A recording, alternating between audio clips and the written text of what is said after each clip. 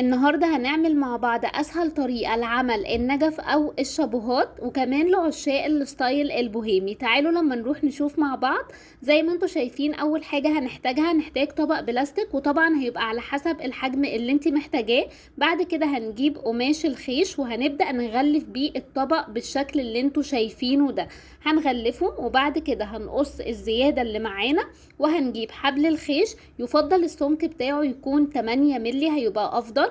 وهنبدأ نلفه على القماش بالشكل اللي انتوا شايفينه ده. كل تثبيتنا بيبقى على القماش، وبكده لما هنيجي نطلع القطعة بتاعتنا او الشابو بتاعنا من الطبق هيطلع معانا بكل سهولة. الطريقة دي افضل بكتير من استخدام استرتش الطعام، لان استرتش الطعام مع الوقت بيفك.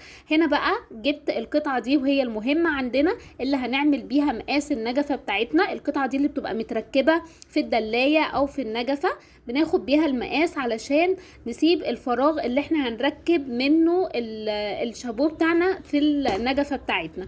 هنا كنت خلصتها وزي ما شفتوا خرجت معايا بكل سهولة، وقصيت الزوايا. بعد ما خلصتها بقى بالشكل ده حبيت اديها كمان شكل جمالي اكتر، وبدأت اعمل شراشيب كده الزقها في الطرف في الاخر زي ما شفتوا في اول الريل. ما تنسوش تكتبوا لي رأيكم، وكمان سيف وشير لو عجبتكم الفكرة.